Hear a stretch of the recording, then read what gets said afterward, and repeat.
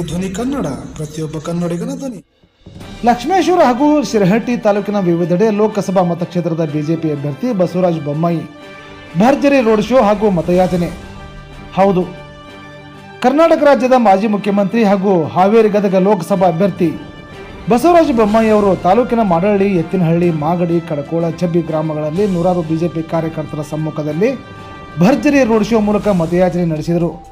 ಯಳವತ್ತಿ ಗ್ರಾಮದ ಶ್ರೀ ಗುಂಡೇಶ್ವರ ದೇವಸ್ಥಾನದ ಮುಖ್ಯ ರಸ್ತೆಯಿಂದ ತೆರೆದ ವಾಹನದಲ್ಲಿ ಪ್ರಾರಂಭವಾದ ರೋಡ್ ಶೋ ಬಸ್ ಸ್ಟ್ಯಾಂಡ್ ಮೂಲಕ ಸಾಗಿ ಹೊಸಕೆರೆ ಪ್ಲಾಟ್ನ ಶ್ರೀ ಬಸವೇಶ್ವರ ಹಾಗೂ ಡಾಕ್ಟರ್ BR ಅಂಬೇಡ್ಕರ್ ಅವರ ಸರ್ಕಲ್ನಲ್ಲಿರುವ ಡಾಕ್ಟರ್ BR ಅಂಬೇಡ್ಕರ್ ಅವರ ಭಾವಚಿತ್ರಕ್ಕೆ ಮಾಲಾರ್ಪಣೆ ಮಾಡಿದ ನಂತರ ಶ್ರೀ ಉಡ್ಚಮ್ಮ ದೇವಿ ದೇವಸ್ಥಾನ, ಅಂಬೇಡ್ಕರ್ ಕಾಲೋನಿ, ಭಜಂತ್ರಿ ಓಣಿ, ಗೋಣಿ ಬಸವೇಶ್ವರ ಓಣಿ, ಗುಡ್ಡಹಳ್ಳಿಯವರ ಓಣಿ ಮೂಲಕ ತೆರಳಿ ಗ್ರಾಮದ ಹೃದಯ ಭಾಗವಾದ ಐತಿಹಾಸಿಕ ಕೋಟೆಯ ಮುಂಭಾಗದಲ್ಲಿ ಬಂದು ತಲುಪಿತು. ಇನ್ನು ಇದೇ ಸಂದರ್ಭದಲ್ಲಿ ಮತದಾರರಲ್ಲಿ ಬಸವರಾಜ ಬೊಮ್ಮಾಯಿ ಅವರು ಮತಯಾಚನೆ ಮಾಡಿ ಮಾತನಾಡಿ, ಕಾಂಗ್ರೆಸ್ ಸರ್ಕಾರ ಅಧಿಕಾರಕ್ಕೆ ಬಂದ ಕೂಡಲೇ ಬಿಜೆಪಿ ಸರ್ಕಾರ ಜಾರಿಗೊಳಿಸಿದ್ದ ಅನೇಕ ಜನಪರ ಯೋಜನೆಗಳನ್ನು ಬಂದ್ ಮಾಡಿದ್ದಲ್ಲದೆ ಪಂಚ ಗ್ಯಾರಂಟಿಗಳನ್ನು ಸಾಕಾರಗೊಳಿಸಲು ಎಲ್ಲ ಹಣವನ್ನು ಪೋಲು ಮಾಡುತ್ತಿದ್ದು, ಇದರಿಂದ ರಾಜ್ಯವನ್ನು ಹಾಳು ಮಾಡುತ್ತಿರುವ ಬಂಡ ಕಾಂಗ್ರೆಸ್ ಸರ್ಕಾರಕ್ಕೆ ಮತ ನೀಡದೆ ಜನಪರ, ರಾಜ್ಯದ ಹಾಗೂ ರಾಷ್ಟ್ರದ ಹಿತ ಬಯಸುವ ನರೇಂದ್ರ ಮೋದಿ ಅವರ ಕೈ ಬಲಪಡಿಸಲು ನಿಮ್ಮ ಪ್ರಾಶಸ್ತ್ಯದ ಮತವನ್ನು ಬಿಜೆಪಿಗೆ ನೀಡಿ ಎಂದು ಮತಯಾಚನೆ ಮಾಡಿದ ನಂತರ ಮಾತನಾಡಿದರು.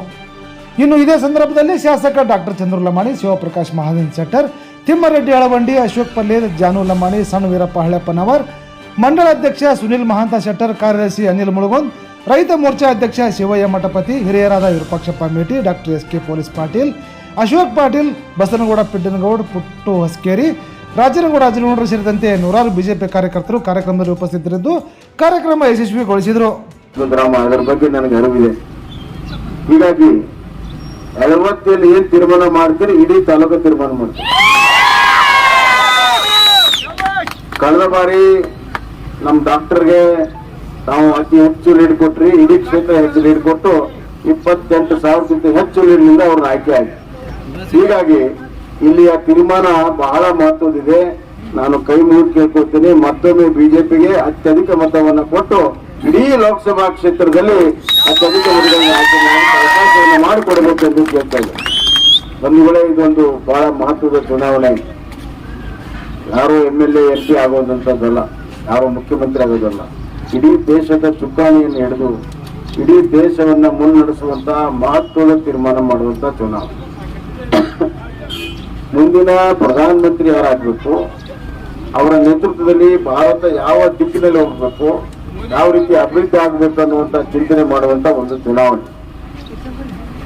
ತಮಗೆಲ್ಲ ಗೊತ್ತಿದೆ, ಕಳೆದ 10 ವರ್ಷ ಪ್ರಧಾನಮಂತ್ರಿ ನರೇಂದ್ರ ಮೋದಿ ಅವರು ನಿಮ್ಮೆಲ್ಲರ ಆಶೀರ್ವಾದದಿಂದ ಈ ದೇಶವನ್ನ ಒಂದು ಸುಭದ್ರವಾದಂತಹ ದೇಶವನ್ನ ಮಾಡಿದ್ದಾರೆ, ಸುರಕ್ಷಿತವಾದಂತಹ ದೇಶವನ್ನ ಮಾಡಿದ್ದಾರೆ, ಭದ್ರತೆಯನ್ನ ಕೊಟ್ಟಿದ್ದಾರೆ. ಭಯೋತ್ಪಾದನೆಯ ಮುಕ್ತ ಭಾರತವನ್ನ ಮಾಡಿರುವಂತಹ ದಿಟ್ಟ ಧೀಮಂತ ನಾಯಕ ಯಾರಾದ್ರೂ ಇದ್ರೆ ಅದು ನರೇಂದ್ರ ಮೋದಿ ಅವರು ಅನ್ನೋ ಮಾತನ್ನ.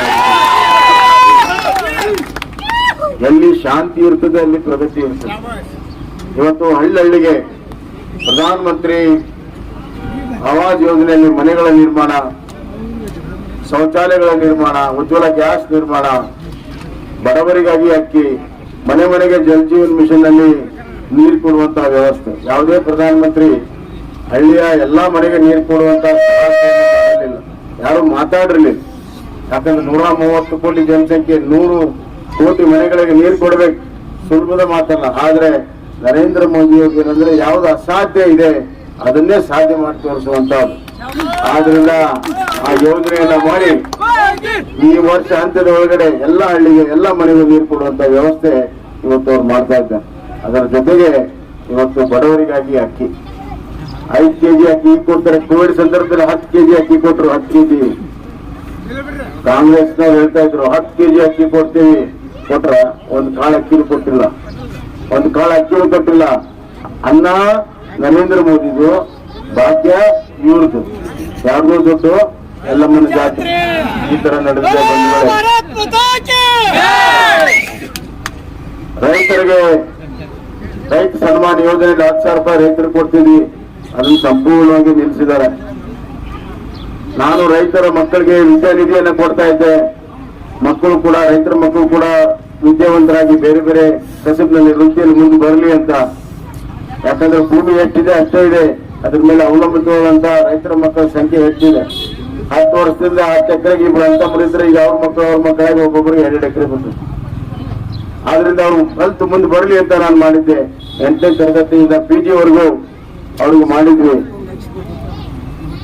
ಈಗ ನಾನು ಎತ್ತಳಿಗೆ ಹೋದಾಗ ಅವ್ರು ಹುಡುಗ ಬಂದ, ಸಾಹೇಬ್ರ ನಿಮ್ಮ ಸ್ಕಾಲರ್ಶಿಪ್ ಬರ್ಲಿ, ನಾನು ಡಿಗ್ರಿನ ಹಾಕಿದ್ದಲ್ಲ, ನಾನು ಡಿಗ್ರಿ ಆಗಿದೆ, ನಾನು ಇನ್ನೊಂದು 3 ತಿಂಗಳು ಬಿಟ್ಟು ವಿದೇಶಕ್ಕೆ ಹೊಂಟೀನಿ.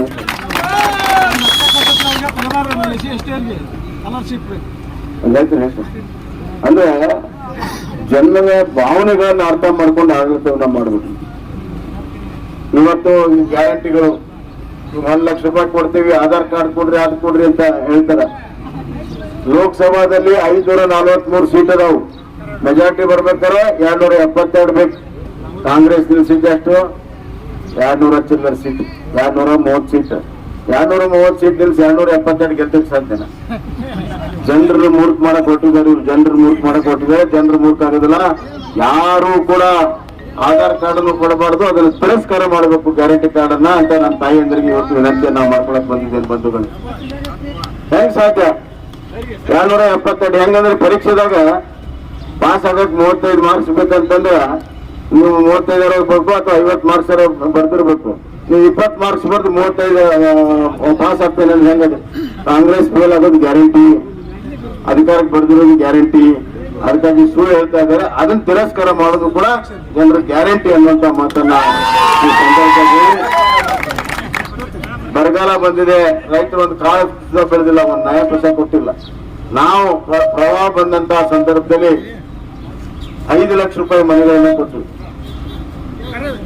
ಯಾವ ರಾಜ್ಯರು ಕೂಡ ಕೊಟ್ಟಿಲ್ಲ. ಸನ್ಮಾನ್ಯ ಯಡಿಯೂರಪ್ಪ ಸಾಹೇಬರು 5 ಲಕ್ಷ ಮನೆ ಕೊಟ್ಟರು.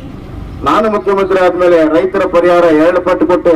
13,600 ಒಣ ಬೇಸಾಯ ಕೊಟ್ಟೆ, 25,000 ನೀರಾವರಿ ಕೊಟ್ಟೆ. ಎಲ್ಲ 17 ಲಕ್ಷ ಜನ ರೈತರಿಗೆ ಡೈರೆಕ್ಟ್ ಆಗಿ ಅಕೌಂಟಿಗೆ ಬಂದಿದೆ.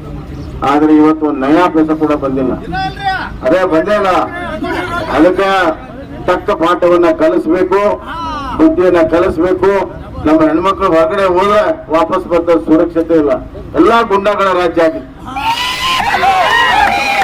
ಪೊಲೀಸ್ ಸ್ಟೇಷನ್ ಅಲ್ಲಿ ಅವ್ರದೇ ದರ್ಬಾರ್, ಪೊಲೀಸ್ ಸ್ಟೇಷನ್ ಅಲ್ಲಿ ಅವ್ರದೇ ದರ್ಬಾರ್. ನೀ ಹೇಳೋದನ ಗುಂಡಾ ರಾಜ್ಯ ಆಗಿದೆ.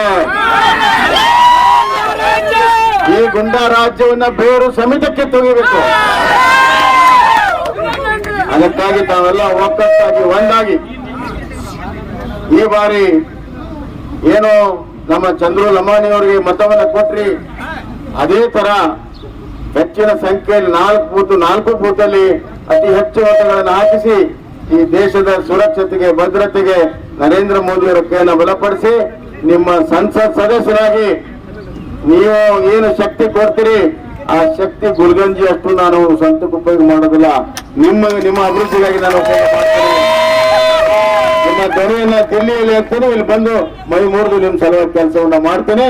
ದಯವಿಟ್ಟು ಆಶೀರ್ವಾದವನ್ನ ಮಾಡಿ ಅಂತ ಕಳಕಳಿ ವಿನಂತಿ ಮಾಡಿ ನಾನು ಮಾತನ್ನು ಮುಗಿಸ್ತೇನೆ.